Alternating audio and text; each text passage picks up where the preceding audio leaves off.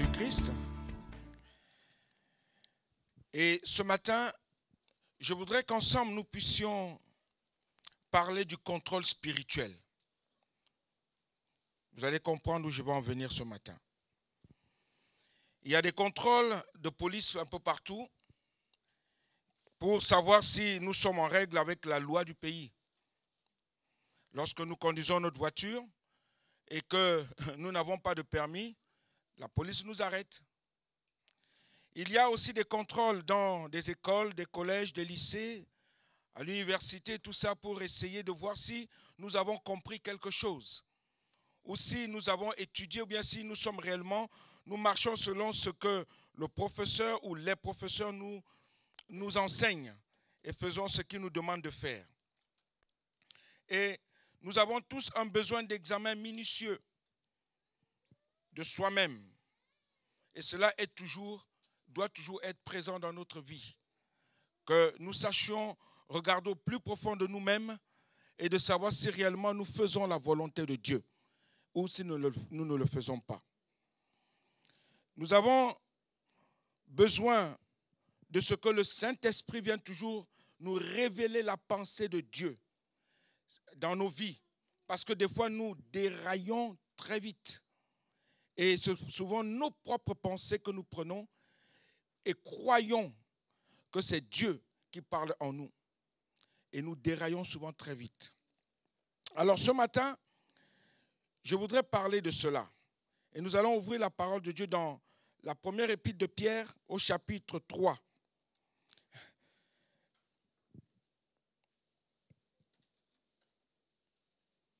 Et nous lirons du verset 1 au verset 4. Je sais, vous allez me dire, mes frères, tu veux nous parler des femmes et de leurs maris, ou bien tu veux nous parler d'autre chose? Certes, ces versets parlent de la femme qui doit être soumise à son mari, mais vous allez comprendre où le Seigneur veut nous amener ce matin et que nous puissions réellement marcher et demeurer dans la parole de Dieu. Voici ce que dit la parole de Dieu dans 1 Pierre chapitre 3, à partir du verset 1er. Il est dit, « Femmes, soyez de même soumises à vos maris, afin que si quelques-uns n'obéissent point à la parole, ils soient gagnés sans parole par la conduite de leurs femmes, en voyant votre manière de vivre chaste et réservée. Ayez non cette parure extérieure qui consiste dans les cheveux tressés, les ornements d'or ou les habits qu'on revêt, mais la parure intérieure est cachée dans le cœur. La parure intérieure est cachée dans le cœur. La pureté incorruptible d'un esprit doux et paisible, qui est d'un grand prix devant Dieu. » Amen. Qui est d'un grand prix devant Dieu. Le verset 4, « Mais la parure intérieure est cachée dans le cœur. La pureté incorruptible d'un esprit doux et paisible, qui est d'un grand prix devant Dieu. » Chaque jour, vous regardez souvent votre personne extérieure. Un exemple, ce matin, avant de venir à l'église, nous nous sommes placés devant le miroir et regardez si la cravate est droite, ou si le costume nous sied à merveille, ou si la robe nous va très bien, ou si nous avons bien nettoyé nos lunettes et que nous pouvons voir. Il y a aussi, nous pouvons regarder aussi si la tête est propre ou bien si nous nous sommes bien coiffés ou autres. Nous regardons cette parure extérieure, nous regardons aussi notre contenance, nos cheveux, nos vêtements. Mais est-ce que nous regardons à l'intérieur de nous-mêmes? Est-ce que nous considérons notre propre vie intérieurement? Ou bien c'est plutôt l'extérieur qui doit paraître partout où nous allons? J'ai dit, je vais commencer par la fin, pour que nous puissions réellement comprendre ce que le Seigneur veut que nous soyons en lui. À la fin, je vais prendre dans Matthieu chapitre 5, verset 16, qui dit que votre lumière luise ainsi devant les hommes, afin qu'ils voient vos bonnes œuvres et qu'ils glorifient votre Père qui est dans les cieux. Les œuvres de Dieu dans nos vies et non nos propres œuvres à nous.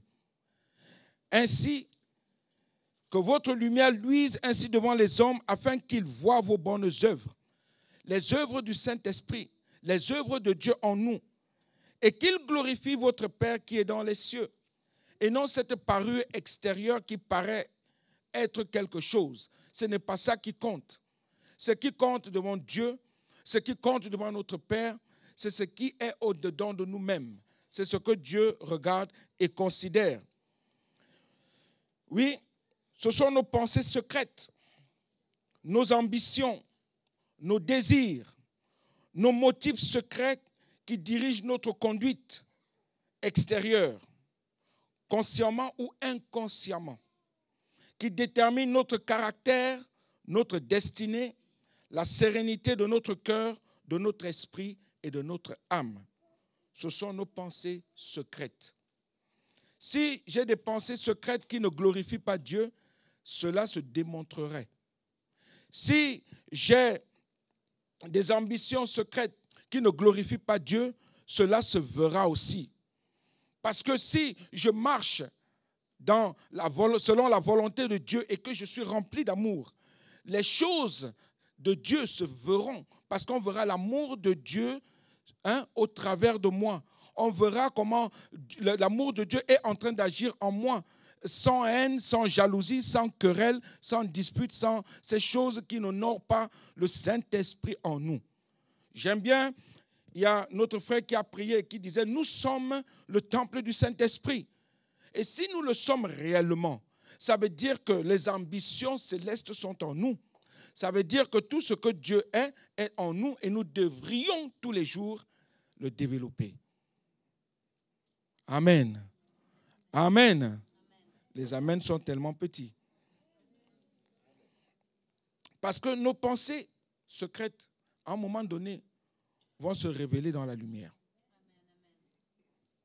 La Bible dit dans 2 Corinthiens chapitre 13 et au verset 5. 2 Corinthiens 13, verset 5 dit ceci. Examinez-vous vous-même. Examinez-vous vous-même pour savoir si vous êtes dans la foi. Éprouvez-vous vous-même. Ne reconnaissez-vous pas que Jésus est en vous? Examinez-vous vous-même. Parce que sans cet examen de nous-mêmes, nous ne pouvons pas nous connaître. Nous ne pouvons faire aucun progrès. Examinez-vous vous-même. Au lieu de considérer l'autre, il faut d'abord que je me considère moi-même. Il faut d'abord que je regarde à moi-même avant de pouvoir regarder à l'autre. Parce que je ne sais pas pourquoi l'autre est en train d'agir tantôt d'une manière ou tantôt d'une autre. Mais si je regarde à moi-même, je comprendrai que voilà comment j'agis parce que je suis comme ceci ou comme cela. Notre vie doit dépendre du Saint-Esprit. Notre vie doit être contrôlée, dirigée, soutenue par le Saint-Esprit. Nous devrions tout donner à Dieu, toute notre vie. Voilà pourquoi des fois, lorsque nous ne donnons pas tout, il y a des problèmes. Il y a beaucoup de soucis. Nous sommes appelés à nous regarder à nous-mêmes. Examinez-vous vous-même. Combien nous sommes rapides à juger? Très rapides. Nous jugeons trop vite les mobiles des autres, sans comprendre pourquoi. Nous critiquons aussi tellement vite. Dès qu'il y a un petit bobo, on commence à critiquer tout de suite. Dès qu'il y a un petit souci, c'est parce que tel est comme ci, comme ça là. Sans comprendre pourquoi. Et sans savoir pourquoi. Nous condamnons les actions des autres. Mais nous ne regardons pas souvent à nous-mêmes. On ne regarde pas que nous ne sommes pas bons. Et nous ne sommes pas meilleurs que les autres. Peut-être même que nous sommes pires que les autres, tout en croyant que nous sommes meilleurs.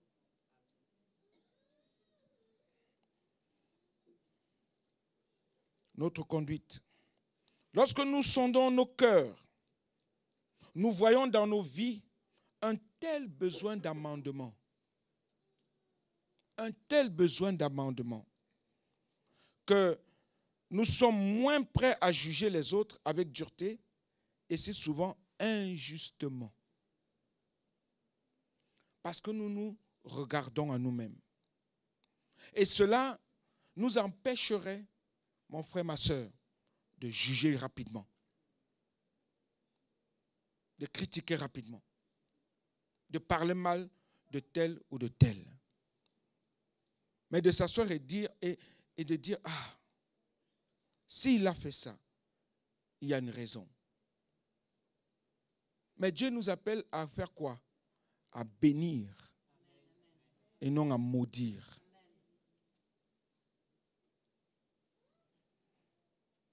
Je reviens à ce que j'ai dit au début. J'ai dit que nous sommes le temple du Saint-Esprit. Et le Saint-Esprit est amour. Et les œuvres de la chair ne sont pas le fruit de l'esprit. Et le fruit de l'esprit n'est pas les œuvres de la chair. Ils sont diamétralement opposés les uns de l'autre. Diamétralement opposés. Il est bon que nous apprenions à nous asseoir et de dire, Seigneur, sonde-moi, sonde mon cœur, connais-moi, ou apprends-moi à me connaître, sonde mon cœur, Seigneur, sonde mon cœur. Il est bien que nous apprenions à nous asseoir, à dire, Père, aide-moi, afin de ne pas critiquer, juger, haïr, détester, jalouser.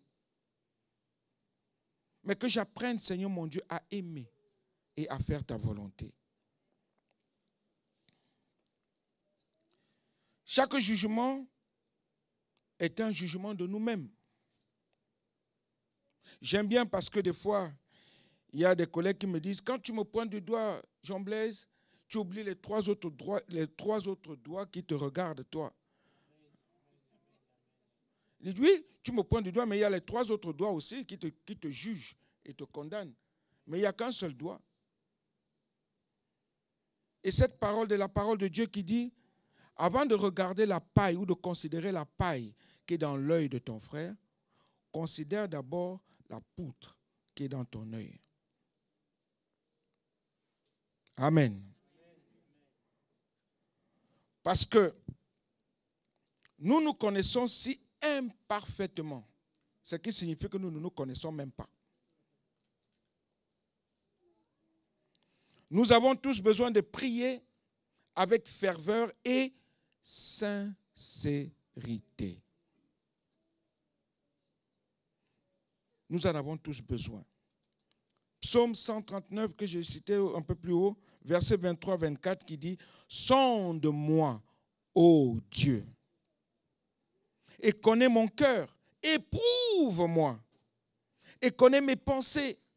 Regarde si je suis sur une mauvaise voie. » Parce que nous considérons souvent nos voies comme étant bonnes, alors qu'en fait, elles ne sont pas bonnes.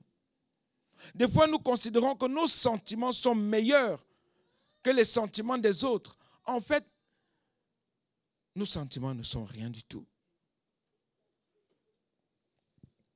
Lorsque nous commençons à nous voir nous-mêmes comme nous sommes véritablement au regard de Dieu, alors nous voyons comme jamais auparavant notre besoin de salut et de pardon de Dieu en Jésus-Christ.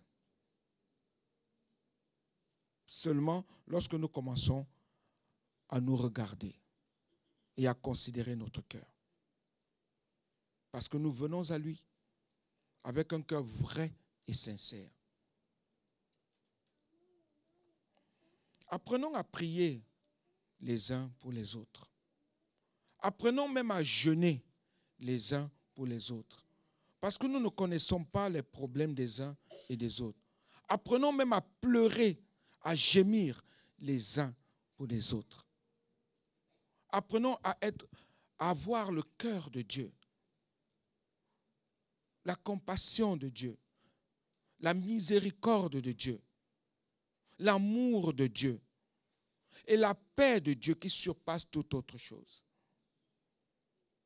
dans nos cœurs les uns pour les autres. Et vous verrez que Dieu nous aimerait encore plus parce qu'il voit que nous désirons faire sa volonté. Amen.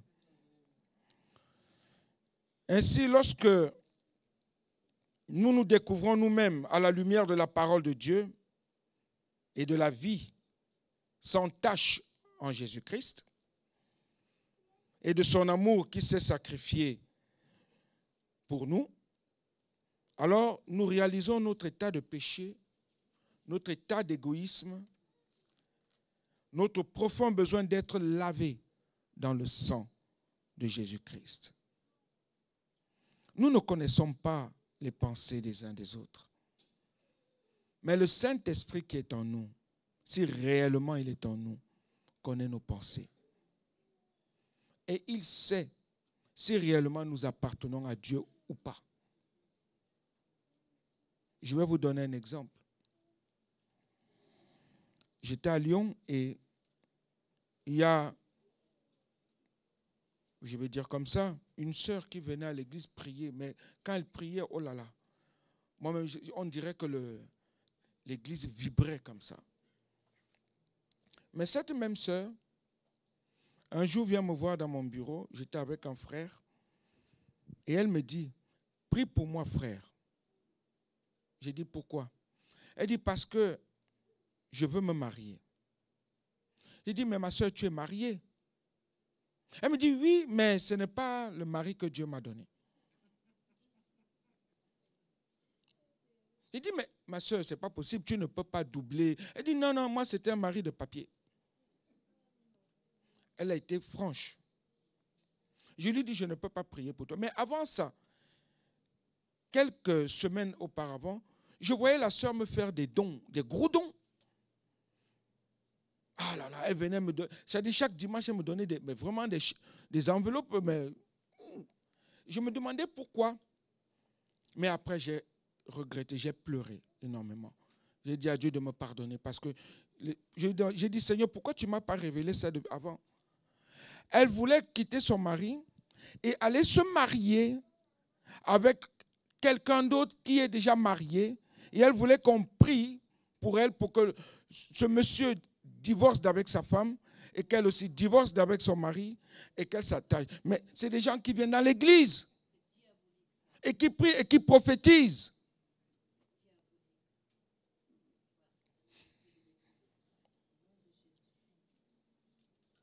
Incroyable mais vrai. Incroyable mais vrai. Mais quand je voyais la soeur, mais il fallait la voir. Elle brillait. Elle brillait.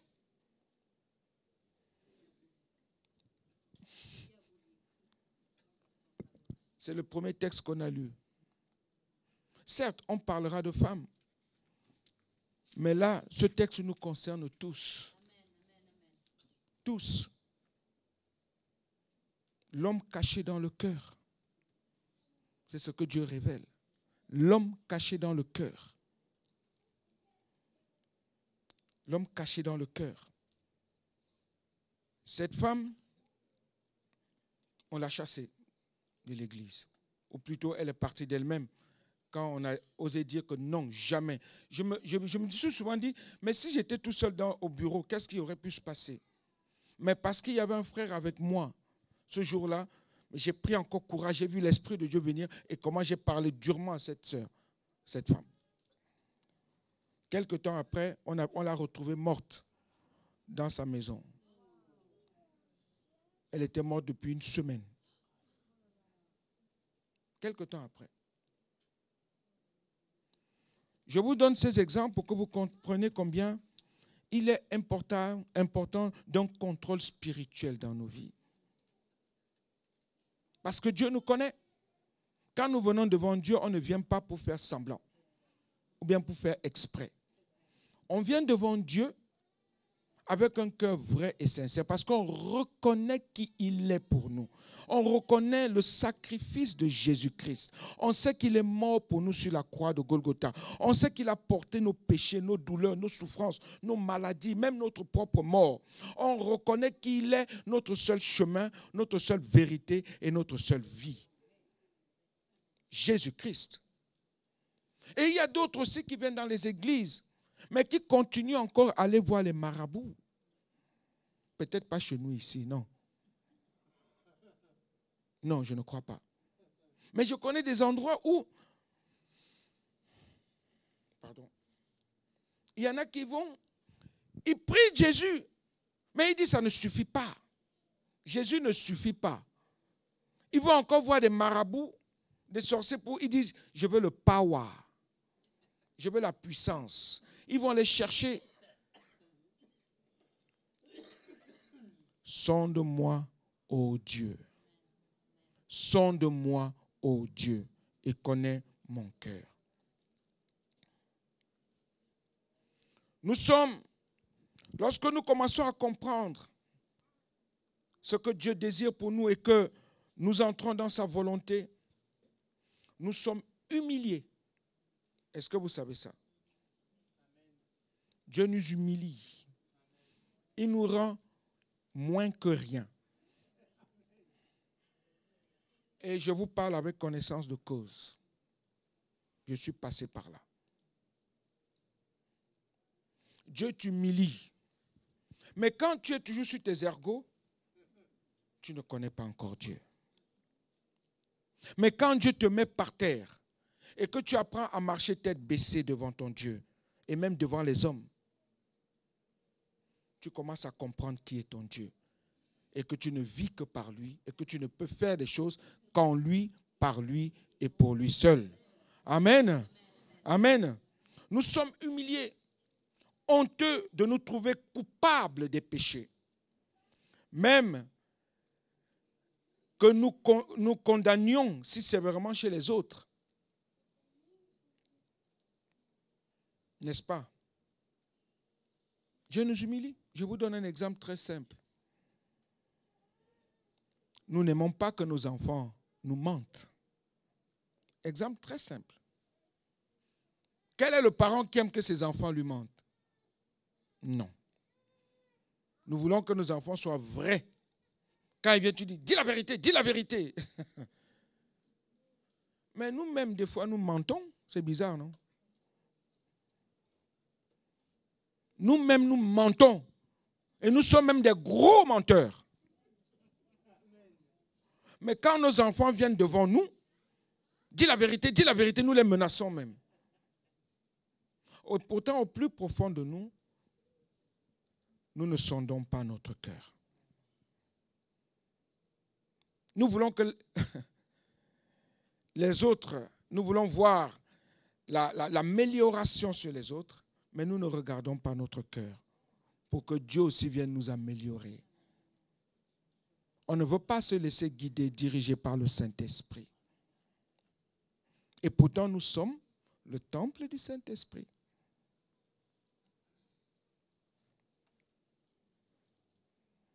Je continue.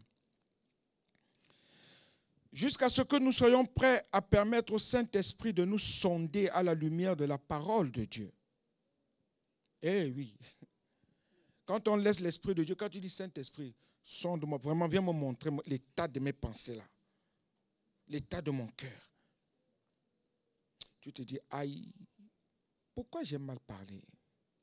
Pourquoi je hais tel? Pourquoi je murmure? Pourquoi je m'énerve? Pourquoi? Ça ne sert à rien. Ça ne me mène nulle part. Mais parce que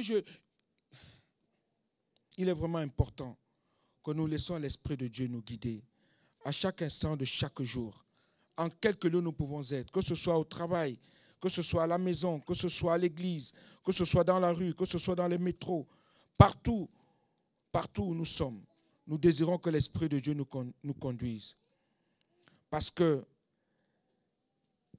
C'est lui qui convainc le monde en ce qui concerne le péché, la justice et le jugement. C'est lui. C'est lui. Nous serons aveugles en ce qui nous concerne et nous nous sentirons bien meilleurs que les autres. Apprenons à faire confiance au Saint-Esprit. Oui, c'était vrai pour beaucoup de personnes dans l'église de Corinthe. Si vous lisez 1 Corinthiens, 2 Corinthiens, ces gens de Corinthe, de cette église de Corinthe, s'exaltèrent eux-mêmes, s'enorgueillissaient de leur connaissance. Ils rabaissaient l'apôtre Paul. L'église de Corinthe. Les gens de Corinthe rabaissaient l'apôtre Paul, cette église-là. Ils calomniaient celui qui les avait servis avec dévouement. Ils calomniaient celui qui s'est sacrifié pour eux. Il semblait que plus lui les aimait et moins eux l'aimaient. Plus l'apôtre Paul ouvrait leur cœur à cette église, relisez les textes d'1 Corinthiens et 2 Corinthiens, plus il le repoussait un peu. 2 Corinthiens chapitre 12 verset 5, vous pouvez le lire, dit ceci: je me glorifierai d'un tel homme, mais de moi-même je ne me glorifierai pas, sinon de mes infirmités. Si je voulais me glorifier, je ne serais pas un insensé, car je dirais la vérité. Mais je m'en abstiens, afin que personne n'ait à mon sujet une opinion supérieure à ce qu'il nous voit en moi, à ce qu'il voit en moi, ou à ce qu'il entend de moi. Paul essayait de se justifier par rapport à tout ce qu'on disait sur lui. Alors que cet homme était droit, il aimait son Seigneur et il aimait ses frères et ses sœurs. Pour ce qui le concernait, il a abandonné le jugement de Dieu. Dans 1 Corinthiens chapitre 4, versets 1 à 5, il dit quelque chose de merveilleux.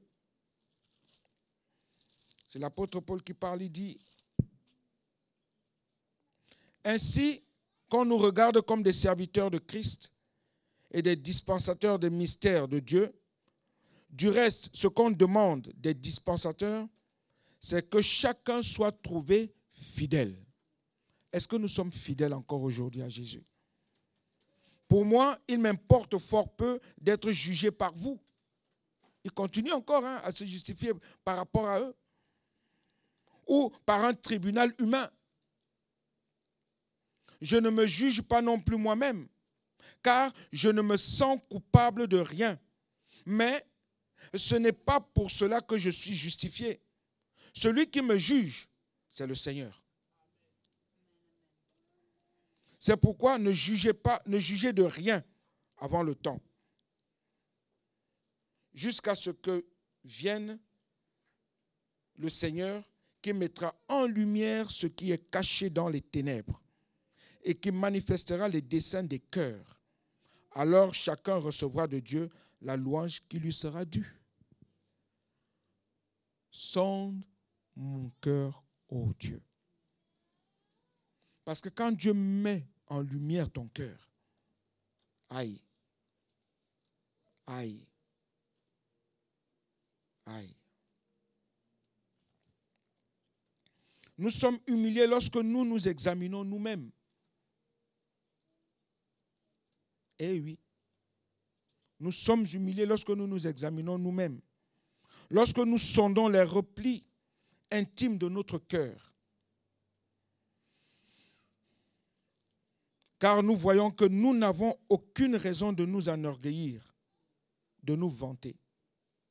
Pourquoi se vanter? Puisque tout ce que j'ai ne vient pas de moi, ça vient de Dieu.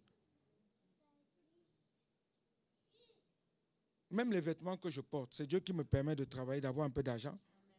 Et des fois même, je vais vous dire la vérité, des fois même, il y a des frères, des soeurs qui m'appellent, me disent, frère, tiens, c'est pour toi cadeau. Il dit, ah, merci, c'est par la grâce de Dieu. Tout vient de Dieu. Le souffle de vie, on commence par le souffle de vie. Ça vient de Dieu. La santé que nous avons, physique, morale, spirituelle et même financière, tout vient de Dieu. On n'a rien. Nous n'avons rien. Pourquoi donc s'enorgueillir? Pourquoi? Et pourquoi se vanter? Et pourquoi se provoquer les uns les autres? Pourquoi?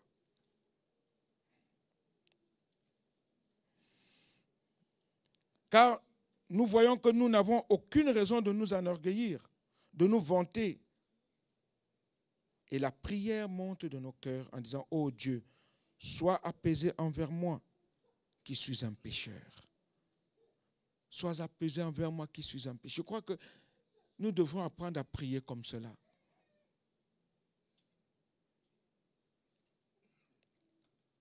Cet examen de nous-mêmes, cette révélation de nous-mêmes sont indispensables à notre sanctification.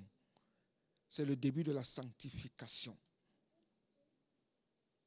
On prie souvent, Seigneur, sanctifie-moi.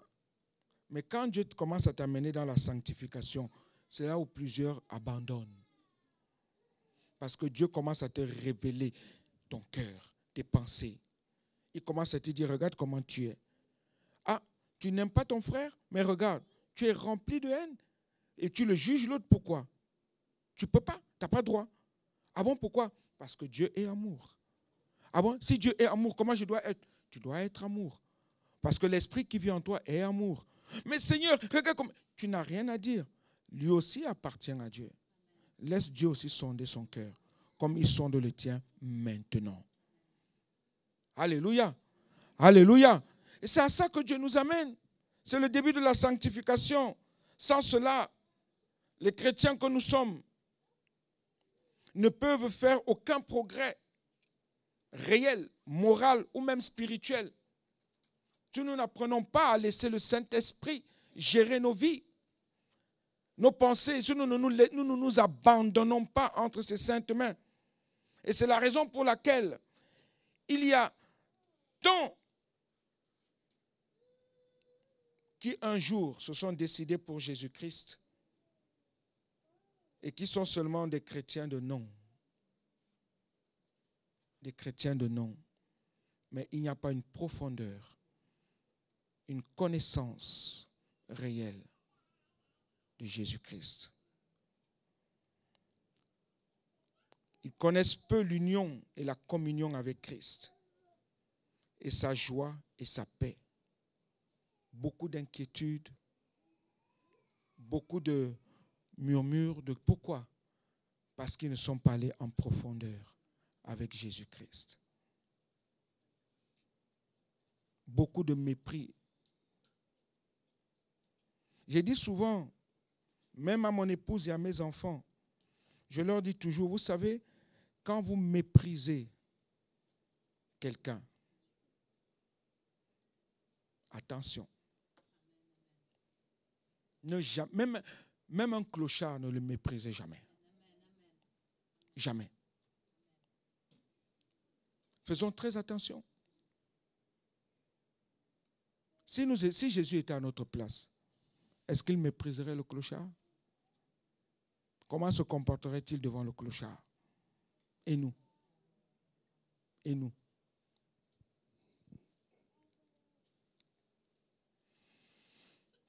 Je vais terminer.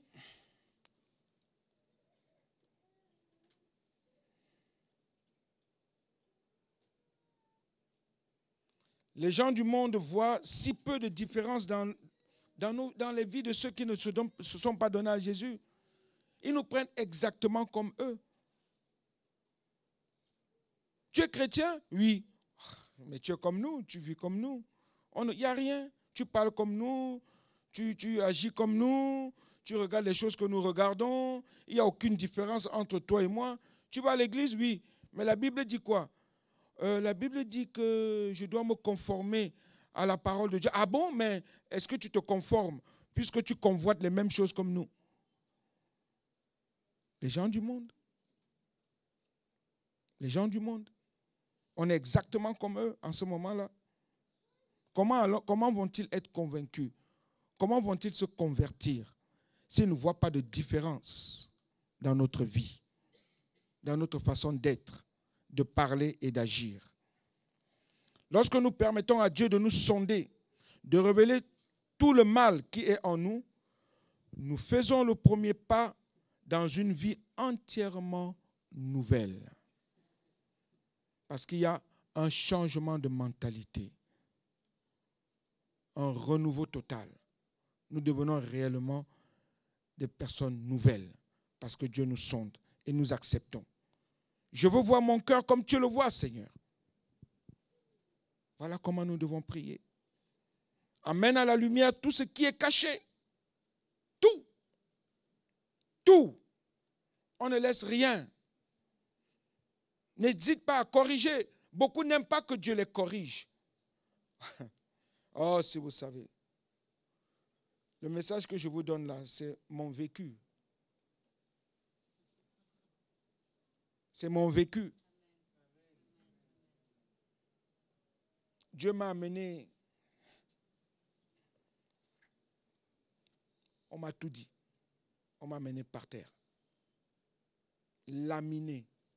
Brossé le dos. J'ai pleuré devant Dieu, mais il dit, continue mon petit. Ce n'est pas la fin. On est ensemble. Mais demeure fidèle, c'est tout. Et ce n'est pas facile. Je le reconnais. Mais à un moment donné, Dieu dit stop maintenant. Parce qu'il te voit fidèle et il voit tes pensées, les désirs que tu as dans ta tête pour lui et ton cœur. Sonde mon cœur, ô Dieu, et connais mon cœur. Dieu veut des hommes et des femmes fidèles, des hommes et des femmes de foi. Qu'advienne que pourras-tu demeurer fidèle à ton Seigneur, à ton Dieu. Lorsque nous attendons de sa grâce, que tout ce qui est péché égoïste en nous soit retranché et que nous prenons sur nous de plus en plus de ce qui est à Christ, Dieu commence à nous amener sur son processus parce que nous acceptons cela. Son amour, sa pureté, son humilité, sa patience. Alors réellement, 2 Pierre chapitre 3 verset 18 dit quelque chose et je vais terminer par ça. 2 Pierre 3 verset 18 dit ceci.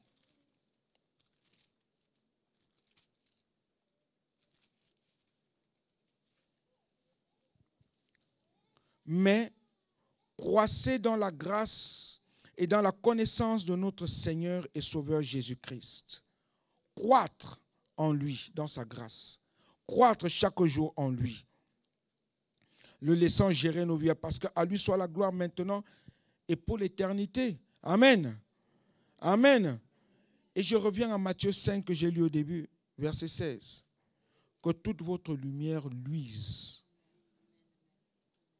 ainsi devant les hommes, afin qu'ils voient vos bonnes œuvres et glorifient votre Père qui est dans les cieux. Amen. Sonde-moi, ô Dieu, et connais mon cœur. Éprouve-moi et connais mes pensées. Regarde si je suis sur une mauvaise voie. Est-ce que nous voulons prier le Seigneur, s'il vous plaît? Est-ce qu'on peut baisser nos têtes et demander à Dieu de regarder au plus profond de nos cœurs ce matin, afin que nous puissions lui dire, Seigneur, sonde-moi.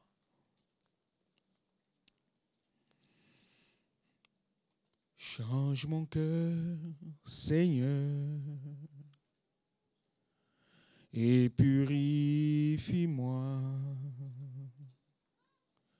Change mon cœur, Seigneur, que je sois comme toi. Jésus, tu es le potier, je suis l'argile. Brise-moi, façonne-moi,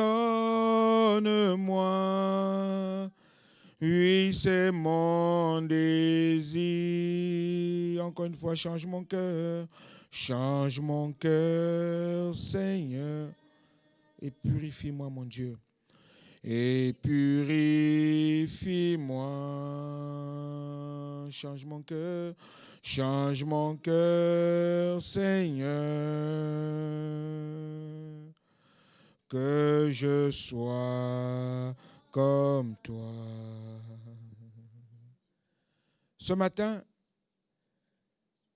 si cette parole de Dieu t'a touché et tu sais que tu as besoin d'un contrôle spirituel, tu as besoin d'un examen minutieux de toi-même, tu désires que le Saint-Esprit vienne te parler, peut-être parce qu'il y a des choses en toi qui ne glorifient pas Dieu.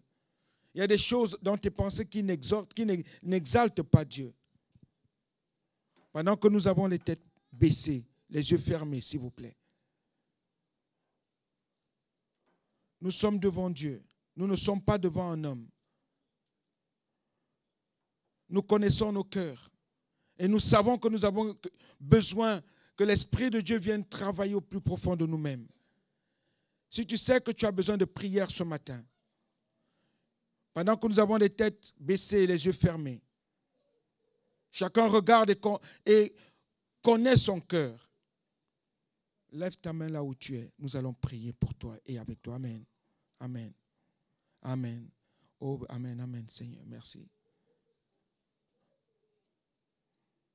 Peut-être qu'au plus profond de toi, vous pouvez baisser vos mains, s'il vous plaît. Tu te dis, ah, est-ce que Dieu peut encore me guérir? Est-ce que Dieu peut encore m'accorder sa grâce? Tu as murmuré contre ton Père. Et pourtant, Dieu est fidèle. Dieu est bon. Dieu est miséricordieux. Il veut juste que tu viennes devant lui avec un cœur vrai et sincère. Est-ce que ce matin, tu as besoin d'une prière spéciale? Tu voudrais que Dieu fasse quelque chose pour toi? Je t'invite à lever ta main là où tu es. Amen. Plusieurs personnes. Je vais inviter toute l'Église à se lever, s'il vous plaît. Et tous ceux et toutes celles qui ont levé leurs mains, je vous invite à avancer devant. Nous allons prier pour vous.